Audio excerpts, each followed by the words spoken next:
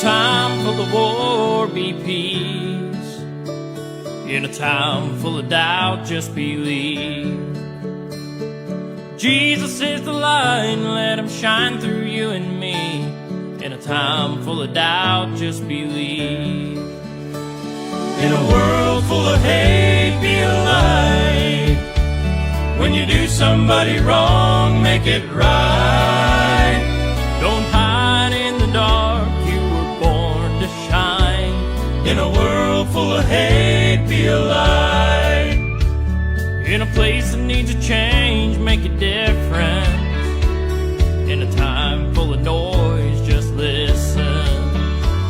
'Cause life is but a breeze, better live it. In a place that needs a change, make a difference. In a world full of hate, be a light. When you do somebody wrong, make it right. Don't hide in the dark, you were born to shine. In a world full of hate, be a light.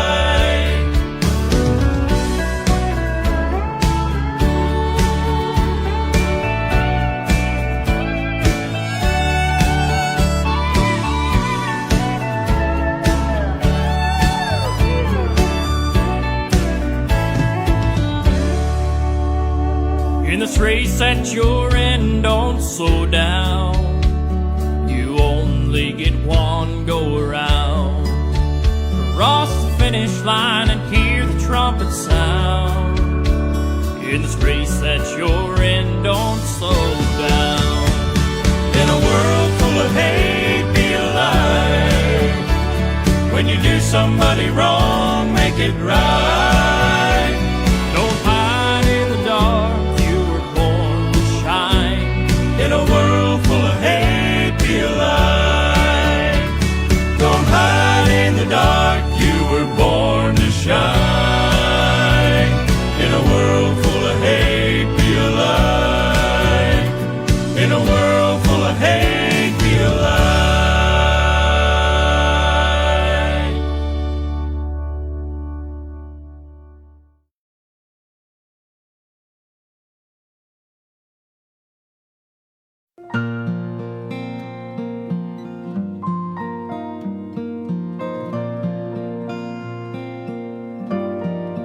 When I see the sunrise in the morning, when I feel the wind blow across my face,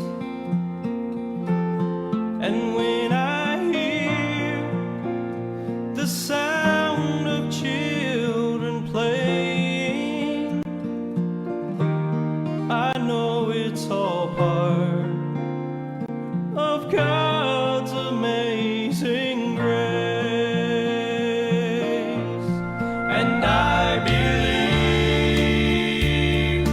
there's a place called heaven. I believe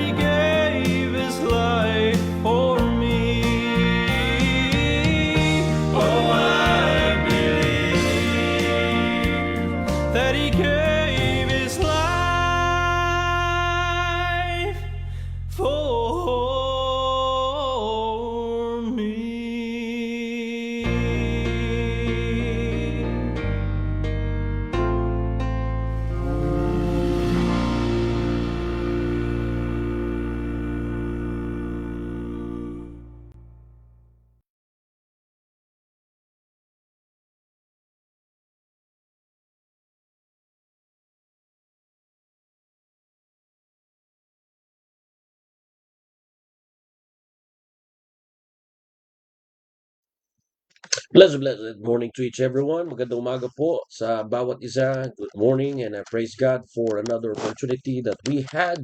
Magandang umaga po at magandang umaga po sa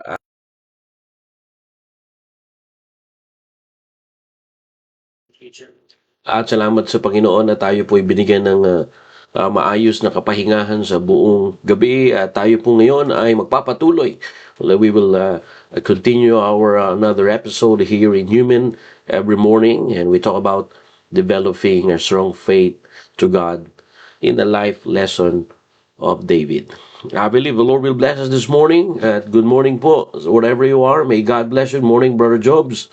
Morning, Sister Clarice and Sister Ronalette. Good morning. Brother Zachary, good morning. And to all brethren, wherever you are, and may God bless you. Good morning, Nana Amelia. To my lovely wife, good morning to you. All right. And I hope we're excited, and I believe the Lord will bless us this morning at tayo po ay pagpapalain again. If we are maturing in the Lord, if we are growing up in the Lord, brethren, the faith that you had this morning, all to be stronger than the faith that you had before. Yeah. That's why I believe the Lord will bless us this morning. Okay? Again, instead of complaining attitude, instead of complacent attitude, why not this morning let's have a sense of gratitude. Let's always be thankful. I really thank God that He blessed us, He saved us, and He forgets our yesterday and infuses us with new start and new beginning. All right, let's talk about another episode here in Second Samuel, chapter number 23, and we will begin in verse number 11. It's all about the mighty men of David, and I believe the Lord will bless us this morning. Okay? Pagpapalain tayo ngayong umaga. Naniniwala po kapag papalain ng ating spiritual na pangangailangan. Let us read all together. Okay, again, blessed good morning. Good morning, Sister Bona. Good to see you here. Morning, Annie Leticia. At good morning to each everyone. The Bible says, "These be the names of the mighty men whom David had." All right? The Bible says, "These be the names of the mighty men mighty men whom David had. The Techonite sat in the seat, chief among the captains. The same was Adino the Hesnite. He lifted up his spears against 800, whom he slew at one time." Verse number 9, the Bible says, "And he arose and smote the Philistine until," verse number 9, I'm sorry, "and after him was Eleazar, the son of Dodo, the Hahuhite, one of the three mighty men with David, when they defied the Philistine that were there gathered together to battle. And the men of Israel were gone away." Verse number 10, "He arose and smote the Philistine until his hand was weary, and his hand clave unto the sword. And the Lord wrought a great victory that day, and the people returned after him only to spoil." Verse number 11, we will dwell in this verse, brethren. Verse number 11, the Bible says, "And after him was Shammah, the son of Agi, the Haririte. And the Philistines were gathered together into a troop, where was a piece of a ground full of lentils. And the people fled from the Philistine."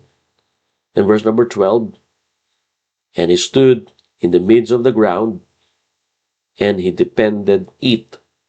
Wow, I like that word.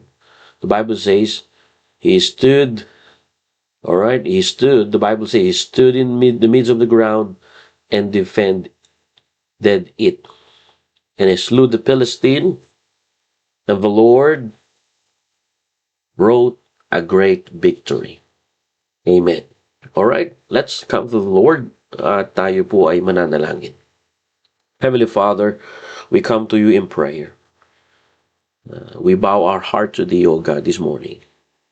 Father, I pray for your wisdom and guidance to understand thy words. Father, I pray that bless your people this morning. Make me a blessing to your people as I pass your information to your people. And I pray, oh God, prepare our heart for our coming youth revival this week. And I pray, oh God, for your wisdom, knowledge, and understanding. Thank you, oh God, for your help. And thank you, oh God, for your blessing. Thank you that you woke up us this morning with a good spirit. And I pray, oh God, that your word will penetrate our spirit and soul and mind this morning. Thank you for what you have done to each everyone. Thank you for your blessing today. We promise, oh God, we will bring back the glory, for thou art worthy to receive. This is our prayer in Jesus' name. Amen and amen. Okay, good morning to everyone. Magandang umaga po sa inyong lahat. Okay, I hope we're ready now for our Bible program this morning. Okay, excuse me. Okay, kuha lang tayo ng tissue. Medyo inisipon tayo. Okay? I want you to understand this morning about standing your ground for God. Let me say again. Standing your ground for God. Nandiyan na po ba kayo? Sa Tagalog, mga kapatid, panatiliin o pananatili at paninindigan para sa Diyos. Okay? Yan po ang pinakamahalaga. Standing your ground for God. This morning, another one of the mighty men of David. We talk about two mighty men of David previous episode. But this morning, we talk about another member of the mighty men of David. Name is Shammah. In verse number 11, the Bible says, after him was Shammah, the son of Agi, the Hararite, and the Philistines were gathered together into a troop, where was a piece of ground full of lentils, and the people fled from the Philistine. So it means others scared, others walk away. But the Bible says, one of the mighty men of David named Shammah, in verse number 12, but he stood in the midst of the ground and defended it. This morning, I want you to understand standing your ground for God. You know, God's victories, like what I said yesterday, comes to those who are willing to stand their ground. When others retreat, when others walk away from the truth, brethren, when you're standing in your ground, pag tayo po ay mananatili sa ating pananampalataya, mananatili at maninindigan para sa Diyos, mga kapatid, dun tayo magkakaroon ng katagumpayan. As we can see here, brethren, God's victories often comes to those who are willing, have willingness, who are willing to stand their ground when others retreat. The Bible says Shammah did not chase the enemy. He just stood in the midst of the ground and defended it. Shammah did not chase the enemy. He protected what God had given. And I want you to understand that, brethren. Ang tagumpay ng isang mananampalataya o ang tagumpay ng Diyos ay dumarating po yan sa mga handang manindigan. Manindigan, mga kapatid, napaka-mahalagang salita po yan, salita ng Diyos. Kahit umaatras na ang iba, meron kang paninindigan, handang manindigan, kahit umaatras ang iba. Ang sabi ng Biblia, umatras po ang iba. And the people fled from the Philistine. But Shammah, the Bible says, stood in the midst of the ground and defended it. Are you there, amen? Shammah did not, run away. Shammah did not chase the enemy. He protected what God had given. That's why God victories, like what I said, often come to those who are willing to stand their ground with others retreat. Ganyan po, mga kapatid. Kaya napakaganda po na mapaalahanan po tayo ngayong umaga. Akalain niyo po, ang sabi ng Biblia, hindi po hinabol ni Shammah ang kalaban. Ang sabi ng Biblia, ipinagtanggol niya ang ipinagkakatiwala ng Diyos sa kanya. Ngayong umaga, meron pinagkakatiwala ang Diyos sa atin bilang mananampalataya. Sa mga members ng simbahan natin dito, tandaan natin, dito pa lang sa maliit na pinagkakatiwala sa atin ng Diyos, kung hindi po tayo magiging matapat, paano tayo pagkakatiwalaan sa ibang bagay? Nagtataka tayo kung bakit parang akala natin hindi tayo pinagpapala ng Diyos. Mga kapatid, pinagpapala ka ng Diyos. Ang problema lamang, hindi ka pa mapagkatiwalaan ng Diyos sa malaki. Ngayon, pinagkakatiwala pa lang niya sa iyo, maliit. Kasi pagdating sa maliit, nagkakaroon ka na ng pagmamalaki. Nagkakaroon ka na ng pagmamataas. Pero makikita po natin, mga kapatid, dito, ang sabi ng Biblia, si Shammah po ay hindi niya hinabol ang mga kalaban. Ang sabi ng Biblia, ipinagtanggol niya ang ipinagkakatiwala ng Diyos sa kanya. Di ba napakaganda, mga kapatid? Like what Shammah did, brethren. When others retreat, Shammah did not chase the enemy. He just stood in the midst of the ground and defended it. He protected what God had trusted him. Number one, I want you to see here, the Bible says, the field that was attacked. You will see here, the Bible says, in verse number 11, and after him was Shammah, was the son of Agi, Harite, and the Philistines were gathered together into a troop, where was a piece of ground full of lentils. That word is important. Are you there, amen? Sabi ng Biblia, a piece of ground full of lentils. What does it mean? The field may look small and insignificant. But do you know, it was valuable. And the Bible says the enemy attack what produces fruits. Nakukuha niyo po? The Bible says, where was a piece of ground full of lentils. This land, brethren, was valuable. That's why the Philistine attacked this small piece of land. Are you there, amen? Sabi ng Biblia, the enemy attacked what produces fruit. Alright? It might be the field may look small and significant, but the Bible says, full of lentils. Alright? What does it mean? Produces many fruits. Kaya nga makikita po natin, gano'n na lamang kung bakit po gustong kunin po ito ng kaaway. Pero salamat sa Panginoon, merong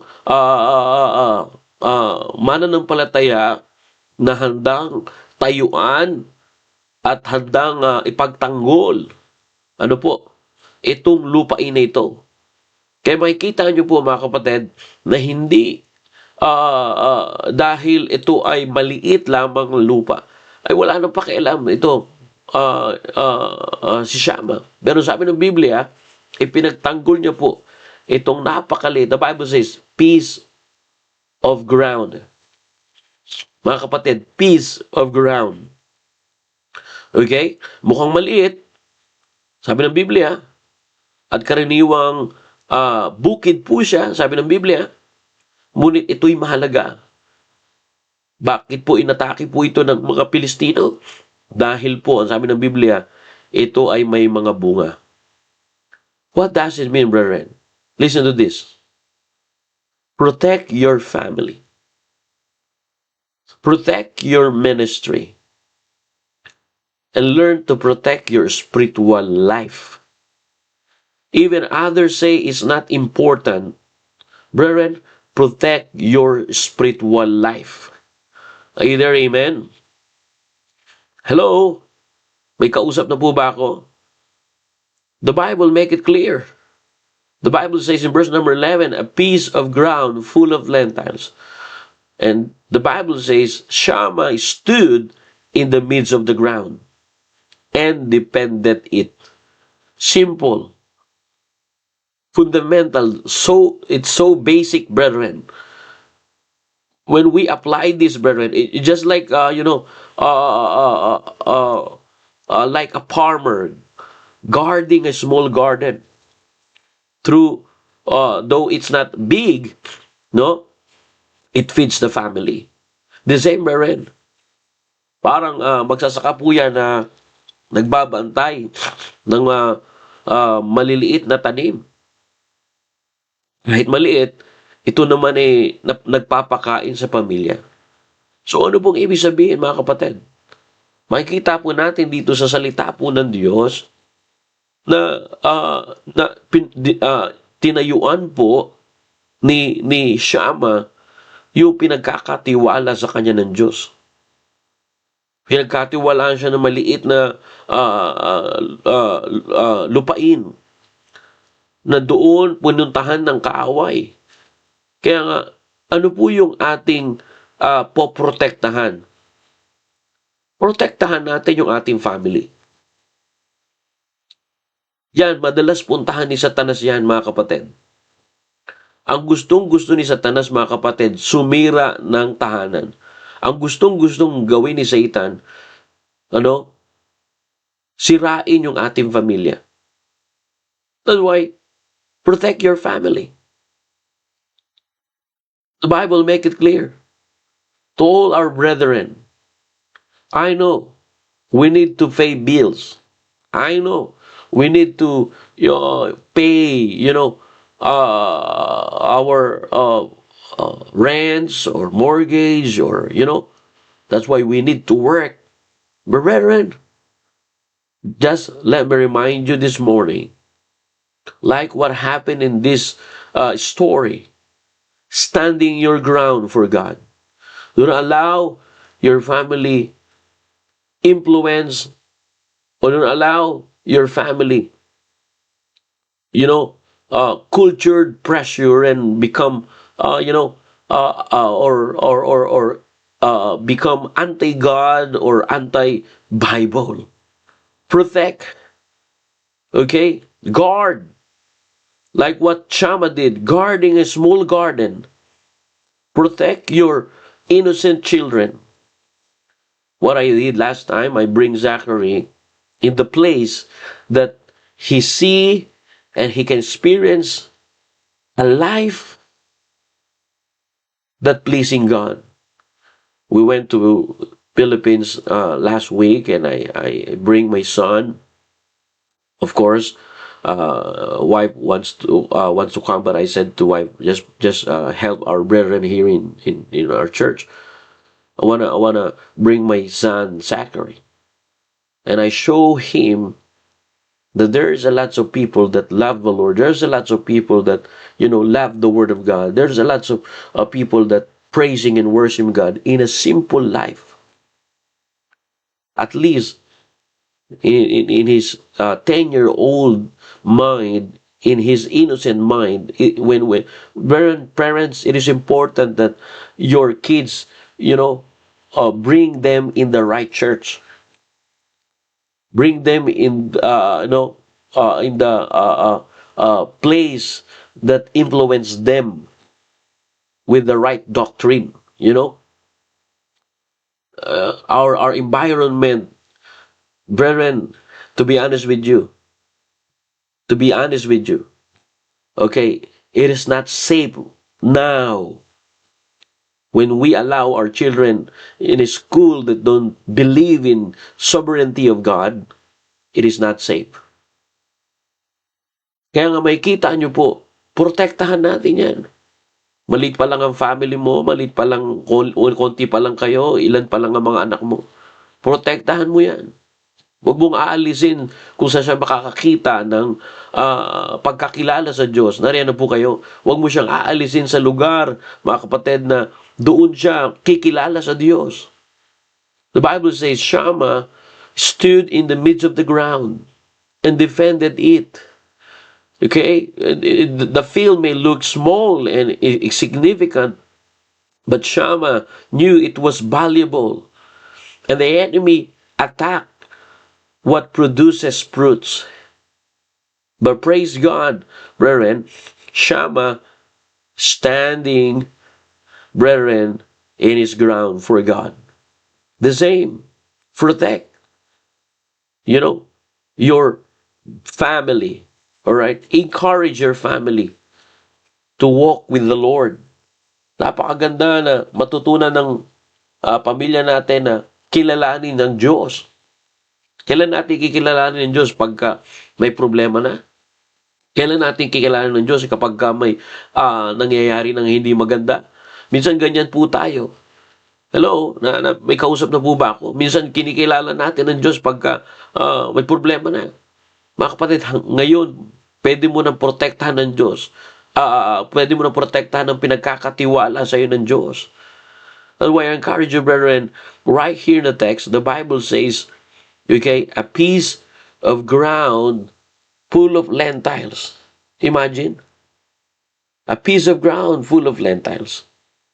And the Bible make it clear, brethren, he stand in his field.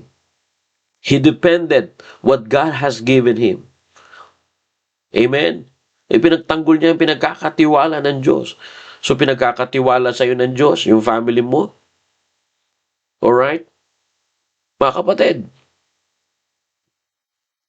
huwag mo pababayaan ang pamilya mo. Huwag mo hahayaan na, sasabihin natin, alam ko naman yung sinasabi mo. Pero paano mo sila dadalhin sa protection? Paano mo madadala yung family? Again, not every victory comes from chasing the enemy. But I want you to see here, the Bible says, alright, according to the Word of God, hindi malaki ang bukid, ngunit ito ay may bunga. Mga kapatid, yung family natin, pagka pinoprotektahan natin yan, hindi pa, tandaan natin, akala natin maliit lang yung meron tayo, pero pwede magbunga yan. Pwedeng palawakin ng Diyos yung meron tayo sa ating family. Pagka si Zach natuto mag-soul winning, at marami siyang masyashare ng mga kaluluwa, kahit isa lang ang anak ko ngayon, kung tuturuan ko yung maging soul winner, marami magiging bunga sa gawain ng Panginoon. Kaya yan ang sinasabi po ng salita ng Diyos. Defend your family. Defend your spiritual life. Defend your ministry. Alright? Even others think it is small. Like Shammah, the Bible says, he stood in the midst of the ground. The Bible says, verse 11, when the Philistines were gathered together into a troop, where was a piece of ground? Small ground. But Shammah depended. He depended it, the Bible says. Right here in the text. Nariyan na po kayo? Nandiyan na po kayo? Kaya makikita nyo po dyan yung aplikasyon, okay, sa ating buhay. Kung paano natin ito may papamuhay. Mga ilang bagay, mga kapatid, kung paano natin may depend yung ating, o paano natin tatayuan. Alright? Simple lang. Set a daily time with God. How you defend your family, how you defend, your ministry. Brethren, number one, set a daily time with God. Are you there? Amen? Magsiset ka po niyan. Okay? Kaya nga minsan, papasok ka sa trabaho, mabilis ang emosyon mo pagka may nakikita kang pressure doon sa mga PIPO, for our brethren that, doing fly in, fly out, when you going here in Pilbara and you left your family, you are emotionally stressed. You are emotionally pressured. But I encourage you, how you defend your emotion. Set a daily time with God. Magtakda ng oras, mga kapatid, o magtakda ng oras araw-araw para sa Diyos. Set a daily time with God. Your prayer life, your Bible reading, and of course, your holiness. Because the enemy wants you too busy. The enemy wants you too tired. The enemy, wants you too distracted. In order to protect you from the enemy, set a daily time with God. Do not abandon devotion because you are emotionally pressured. Are you there? Amen? Meron ba kausap? Hello? Huwag pababayaan ang devotion mo dahil lang sa pressure. Huwag mo pabayaan. Marami tayong excuse. Marami tayong excuse. Lahat tayo. Pero mga kapatid, ang gusto ng kaaway ay maging abala ka. Ang gusto ng kaaway, mapagod ka. Ang gusto ng kaaway, distracted ka. Para mapabayaan mo yung pinag-iingat sa'yo ng Diyos. Ayun po kayo? Are you there? Amen? Napakaganda po ito. Simple lang po ito. Okay? This topic is very simple, mga kapatid. Pero, makikita po natin dito yung in order for us to stand for your stand your ground, you will understand first, stand for your personal walk with God. Stand for your personal walk with God. Again, growth, brethren, it is a personal. That's why you need to set a daily time with God. Are you there? Amen? Hello? Kung ang pamilya mo ay karapat-dapat ipagtanggol, mag-set po kayo ng panahon sa Panginoon. Magtakda kayo ng oras. Okay? Dito sa bahay. In my place, we set a daily time with God. We have Bible reading in the morning. Early in the morning, we have Bible reading.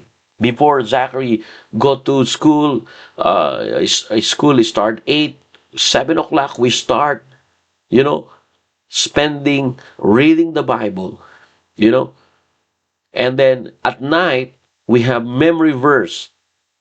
I encourage Zachary to memorize verses before going to bed. Before we close us in prayer, before we pray, and before we thank God for the whole day, I encourage Zachary to at least one verse every night before he go to bed. So, it's about set a daily time with God. Magtakda ng oras. Hindi lang araw ng linggo, kundi araw-araw para sa Diyos. Ano po? Huwag niyo pong pababayaan ang inyo pong debosyon dahil lang sa kabisihan ninyo. Yan ang gusto ng diablo. Brethren, the enemy wants you too busy. The enemy wants you too tired. And this is the one of the rampant today. The enemy wants you too distracted. Lots of socials, medias. He wants you to distracted. How many times you spend in Netflix or watching television? How many hours you spend? You know, the enemy wants you not only too tired and too busy, but too distracted. And brethren, the Bible says, Shammah gave importance a piece of ground. He protected what God has trusted him. Iningatan niyo po ito. Brethren, your family is worth defending. Do not forget that. Are you there, amen? Hello? Nakikinig na po kayo? The Bible says Shammah stood. Shammah stood. The Bible says he stood. And the Bible says he stood in the midst of the ground. He defended it. So you will see here, look at this way. The Bible says, and the Lord wrote a great victory. Shammah stood, but God fought. Amen. Brethren, number 2, be a spiritual defender in your home, in your church, and in your calling. Be a spiritual defender in your home, in your church, and especially in your calling. Maging spiritual na tagapagtanggol sa tahanan, sa simbahan na kung saan tayo nilagay ng Diyos, at sa panawagan ng Diyos. Yan ang nawawala na sa ating simbahan. Hindi na rin tayo nagiging blessing sa loob ng ating pamilya. Hindi na tayo nagiging blessing sa loob ng ating tahanan. Hindi na tayo nagiging blessing sa Panginoon. Kaya mga kapatid, makikita po natin dito yung kahalagahan. Tumayo si Shammah. The Bible says Shammah took his position in the center. And the Bible says he accepted responsibility. His responsibility is to defend the piece of the ground. Are you there, amen? Tumayo po si Shammah sa gitna ng bukid, sa maliit na bukid na ito. Ano ba ang Biblia? Tinanggap niya ang responsibilidad. Alam niyo po ba? Kaya hindi natin madependa, maprotektahan o ma-depend ang pinagkakatiwala sa atin ng Diyos kasi ayaw natin tagapin yung responsibility. Tinatamad na tayo, napapagod na tayo. And God is looking for spiritual defender. Are you there, amen? Hello? God is looking for a spiritual defender. It's just like a shepherd standing between wolves and the sheep. Be a spiritual defender in your home. Okay? Be a spiritual defender in your church. Hello? Be a spiritual defender, especially in your calling. Nakuha niyo po? Shammah took his position, and the Bible says he defended it. Depend. Fathers, do not quit. Accept the responsibility. Like Shammah, he stood in the midst of the ground, and be a spiritual defender of your wife and of your son. Do not let fear push you away from what God gave you. Father, you are the authority of the home. Always, not only set a time, okay, daily time with God, but be a spiritual defender. Do not let fear push you away from what God gave you. You are a father, okay? Huwag hayaan ilayo ka ng takot. Mga kapatid, lalo na sa kagaya kong tatay na kung ano pinagkatiwala sa iyo ng Diyos. Pasalamat ka, nagkaroon ka na ng anak. Maraming mag-asawa at maraming mag-asawa na gusto magkaanak. Ngayon may anak ka na. Huwag mo pababayaan. Protektahan mo sila. Kaya nga meron tayong youth revival. The reason we have youth revival, brethren, this week, because, alright, we do not allow fear or pressure or culture pressure of this country push us away from what God gave us. God gave us a beautiful family, brethren, especially fathers. And I encourage you, be a spiritual defender. Hello, mothers, submit to your husband. Okay? Submit, especially to your godly husband. Alright? Learn to submit to the Lord and learn to submit God-given authority in your home. That's what I learned. You know? Ayan ang natutunan ko sa loob ng church. Yan ang tinuro ng salita ng Diyos. Magpasakop tayo. Tayo mga nanay, magpasakop tayo sa asawa nating lalaki. Pag tayo ay mas authority pa sa bahay, hindi pagpapalain ng bahay natin. Hindi pagpapalain ng tahanan natin. E paano po yung kung ang tatay po ay hindi responsable? Magpasakop ka sa Diyos, ipanalangin mo yung asawa mo lalaki na siya ay kumilala sa Diyos. Pero hindi yun excuse para suwayin mo siya. Magpapasakop ka sa kanya, ipapanalangin mo siya sa Diyos na siya ay makakilala sa Diyos para magkaroon siya ng tamang pamumuno sa tahanan. Brethren, like what we talk about here, he stood in the midst of the ground. Be a spiritual defender, not only your home, but our church. Our church standard. We have church standard. Okay? We have church standard. Our church standard is biblical standard. We believe that marriage is honorable. That's one of our church standard. God bless the marriage. God institute the marriage. That's the reason we have young people revival.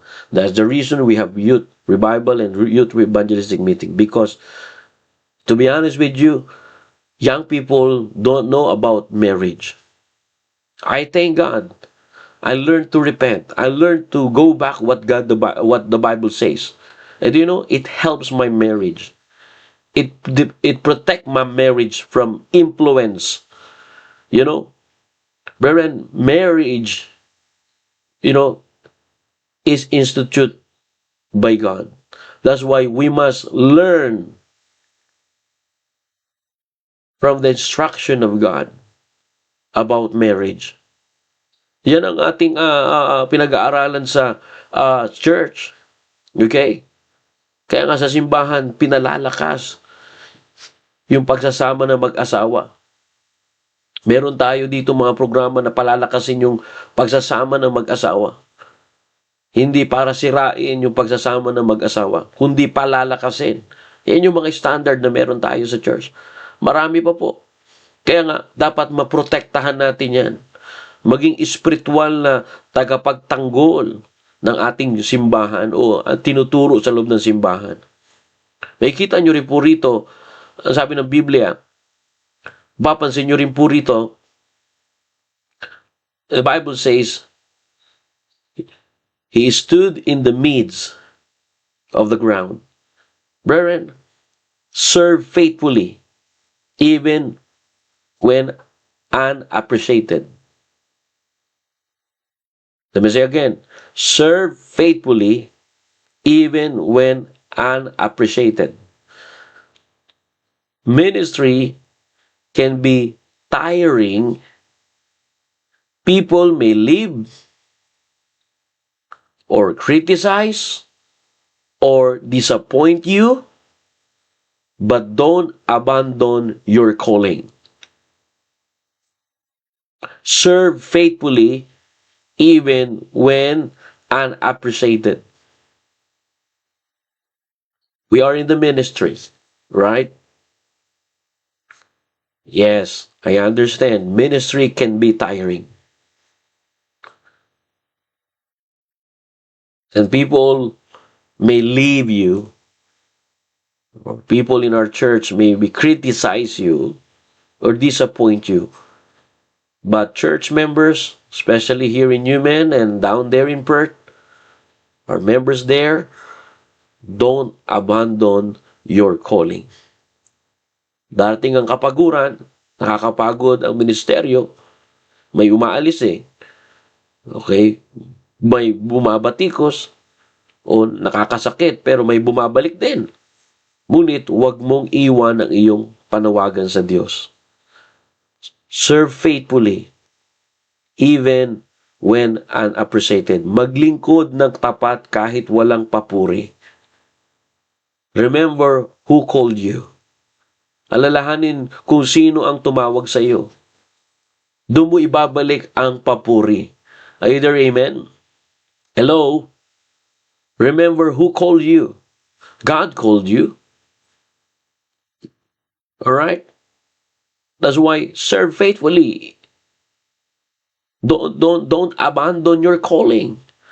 Serve faithfully even when unappreciated. Because, brethren, remember who called you.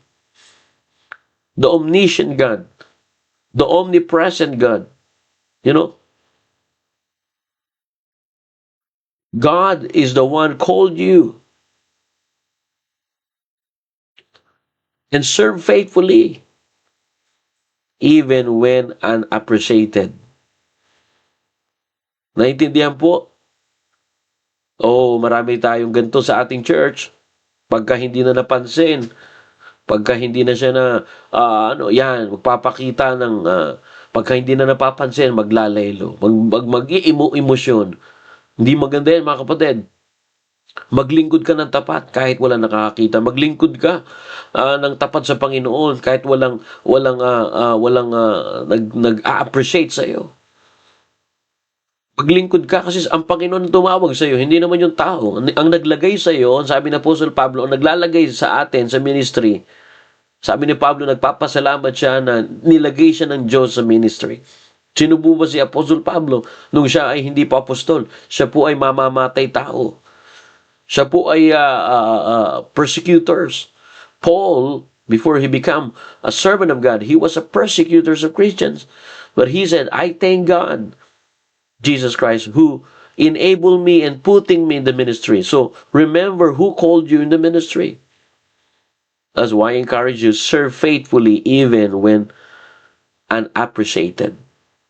Okay? Huwag masanay na pagka may ginagawa tayo sa Panginoon, gusto lagi natin may palakpak sa tao.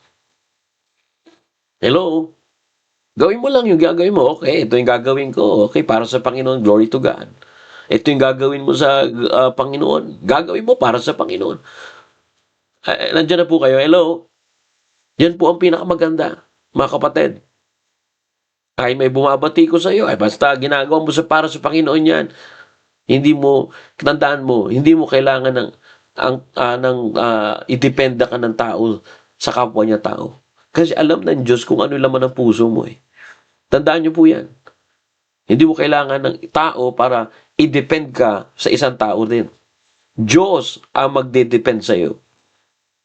Kahit ano pa ang sabihin nila, the end of the day, ang Diyos pa rin nakakaalam. Naintindihan niyo po? Kaya gawin lang natin, maglingkod lang tayo ng tapat kahit walang papuri sa tao. Kasi nga, alalahanin natin kung sinong tumawag sa iyo. Tandaan niyo po yan. Makikita mo dyan sa brother natin sa Perth, nakikita ko, hindi na mag-church pag walang nagsundo. At magsasabi na, ay hindi, wala na kayong ano sa akin, wala na kayong pakialam sa akin. Ano. Hindi ganoon. Dapat bilang mananampalataya, alam mong tinawag ka ng Diyos, alam mong nilagay ka ng Diyos sa simbahan na yan, maglingkod ka para sa Panginoon. Amen? Sasabihin na naman, pinatamaan. Hindi po, ito'y turo. Kasi yan ang pinakamalagay, yung lagi tayong napapalahanan. Kaya nga alalahanin kung sino ang tumawag sa iyo. Sino ba tumawag sa atin? Ang Panginoon. Yung nagligtas sa atin ang tumawag sa atin. So doon tayo maglingkod. Okay? Kaya hindi ka na kailangan i-push. Hindi ka na kailangan pilitin pa. Kusa mong gagawin yan kasi naglilingkod ka sa Panginoon. Nakuha niyo po. Serve faithfully even when unappreciated. Alright? Okay? Ministry can be tiring. Let me say again. Yeah, I experienced that. People leaves, criticize, and disappoint you sometimes. But what I learned, I never abandon my calling. The same, brethren. Nakakapagod ang ministeryo, may umaalis, bumabatikos, o nananakit. Ngunit, huwag mong hayaan. Maglingkod ng tapat kahit walang papuri. Alright? Now, number 4, stay grounded in the scripture. The Bible says, he stood in the midst of the ground and defended it. I want you to understand, stand for truth and right doctrine. The enemy always attacks truth. Let me say again, the enemy attacks truth. But brethren, standing for ground or standing for God means refusing lies, refusing compromise. That's why do not bend truth for acceptance, but rather stay grounded in Scripture or in truth. Tandaan po natin, inaatake ng kaaway yung katotohanan na pinanghahawakan mo. Kaya nga, sabi ng Biblia, nanindigan po si Shama. At ang paninindigan sa Diyos ay pagtanggi sa pagkukompromiso. Huwag, mga kapatid, baluktutin ang katotohanan para lang matanggap ng iba. Marami po nangyayari pong ganyan. Babaluktutin yung katotohanan para lang matanggap yung offer ng mundong ito. Mga kapatid, ito'y salita ng Diyos. Bakit merong gantong istorya sa salita ng Diyos? Brethren, listen to this.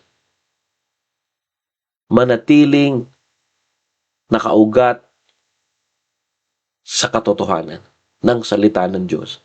Kahapon, binanggit natin yung huwag tayong bibitaw. Pero, yung manatili ka at manindigan ka, iba naman po yun. Marami po dumarating sa atin pagka hindi tayo maingat, mamalay-malayan mo yung katotohanan na pinangahawakan mo. Yung dating kasigasiga na meron ka, yung katotohanan ay bumabaluktot na. Huwag baluktutin ang katotohanan para lang sa mga bagay na material. Yan ang natutunan ko. Ito ang ministry, importante ito.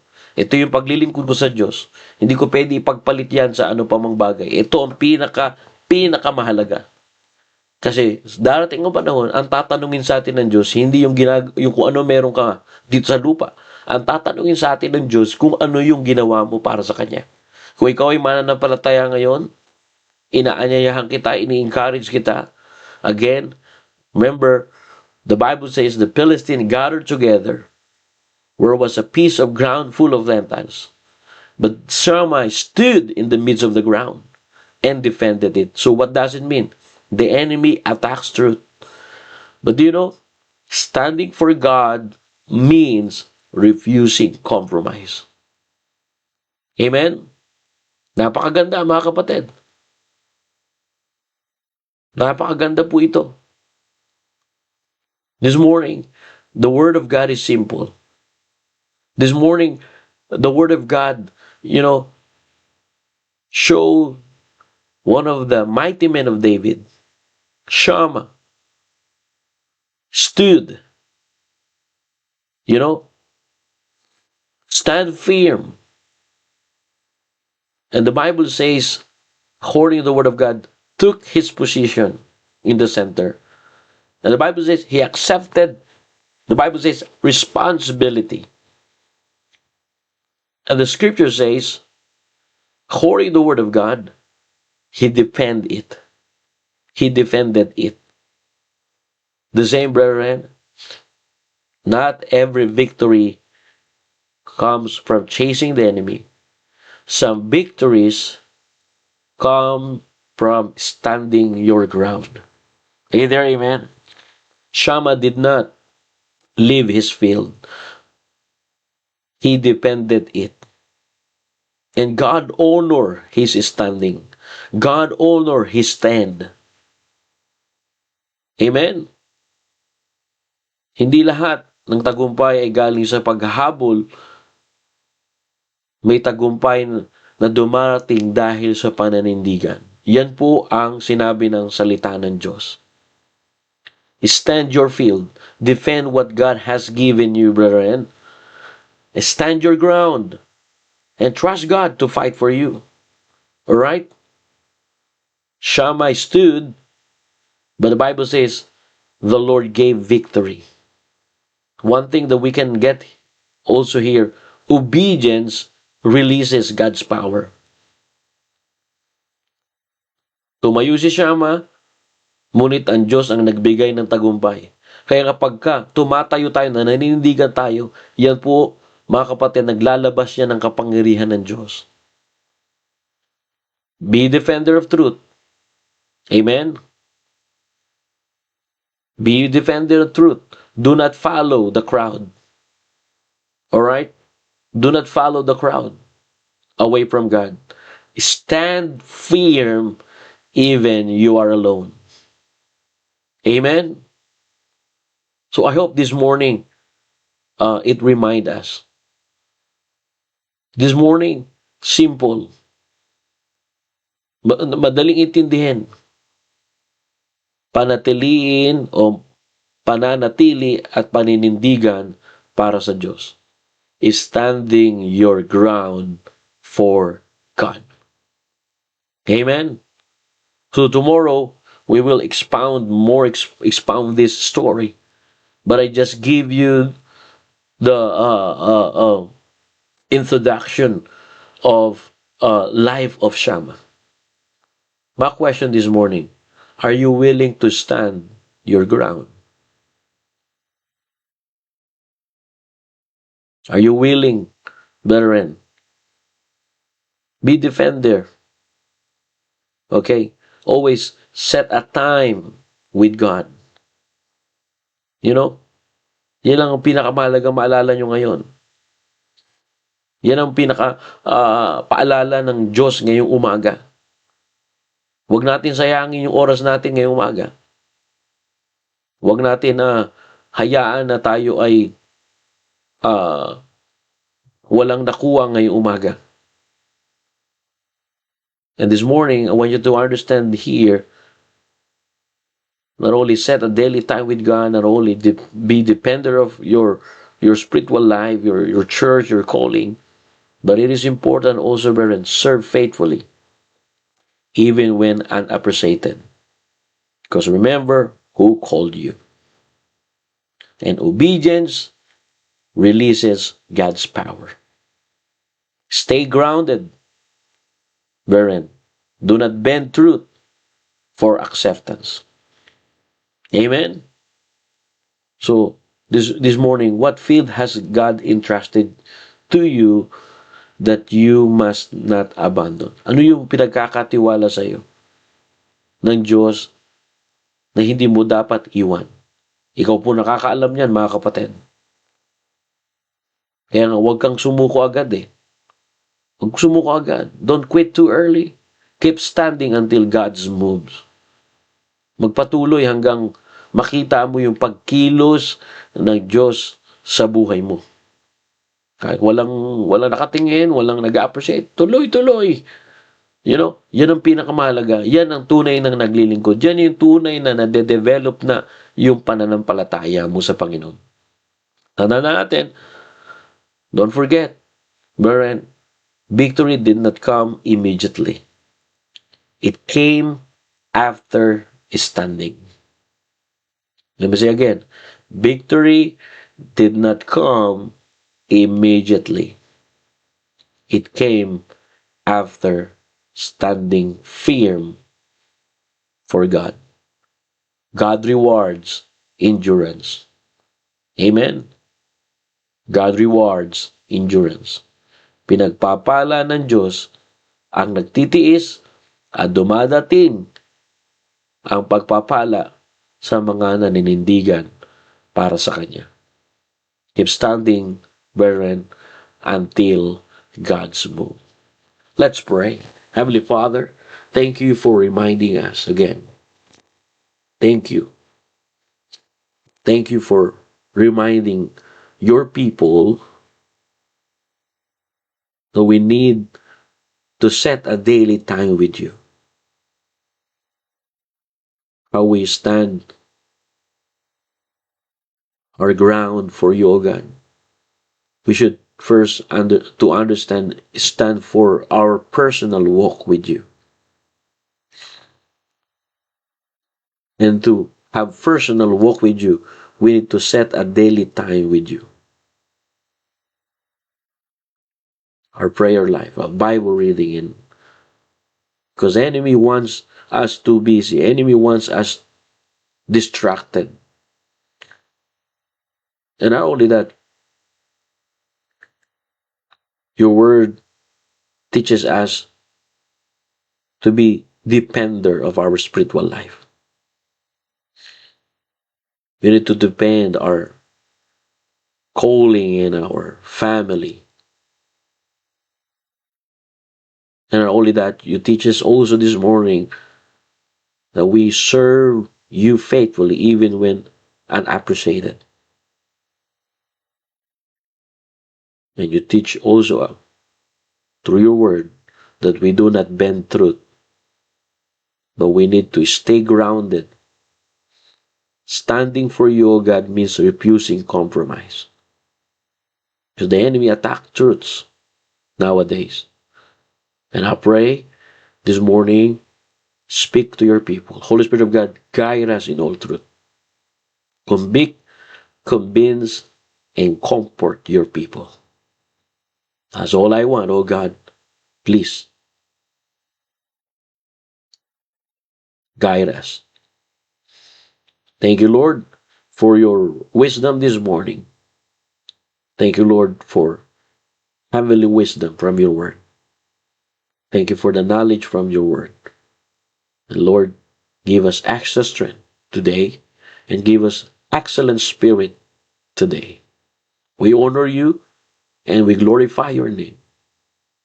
And I pray, Lord, for our church members, we will continue and we will keep standing until you moves in our lives, like what happened to Shammah. Thank you, Jesus. Forgive us in our sins. This is our prayer. In Jesus' name. Amen and amen. Alright, thank you very much, brothers and sisters. At salamat sa Panginoon na tayo po ay napaalalahanan ngayong umaga. Kaya tuloy-tuloy po tayo. At please pray for our youth revival and youth evangelistic meeting this week. At may the Lord give the result. Gawin mo lang yung part mo, gawin ko lang yung part ko. Bahala na po ang Diyos ang magbigay ng resulta. Ngayon ang pinakamaganda, kaya natin ito ginagawa. Gusto natin makita yung galaw ng Diyos. Okay? We will continue this tomorrow, brethren. And I do believe there's a lots of things to check about our standing for God. Alright? God bless you all, and to all brethren, wherever you are, may God bless you. At salamat sa Panginoon na nakapag-join ka. Alam ko, napaka-busy kayo ngayon. But magpatuloy lang po tayo sa gawain ng Panginoon. May the Lord bless you, and my prayer is that God will help you to see the real reason of life. Thank you, and see you tomorrow for another episode of Human Every Morning, Developing a Strong Faith to God.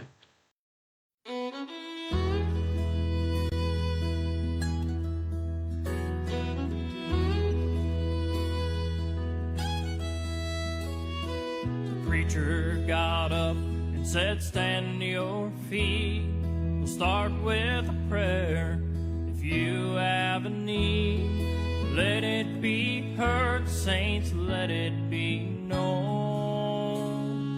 We're all a family, you're not alone. And that's when he saw her at the back of the church. Her silence and sadness cried out to her. The kind shepherd knew just what to say. I need to know before we pray. An unspoken request. Does anybody have one here tonight? Did you come with a burden you can share? A need in your life? Just lift up your hand to the one who can give you rest. Child, have no fear, our God can hear an unspoken request. Well, the preacher whispered as she raised her hand, sweet Holy Spirit, come by her and stand. As the tears started flowing, he had no doubt that in the throne room of heaven her secret was out. An unspoken request. Does anybody have one here tonight? Did you come with a burden you can share? A need in your life? Just lift up your hand to the one who can give you rest. Child, have no fear, our God can hear an unspoken request. Child, have no fear, our God can hear an unspoken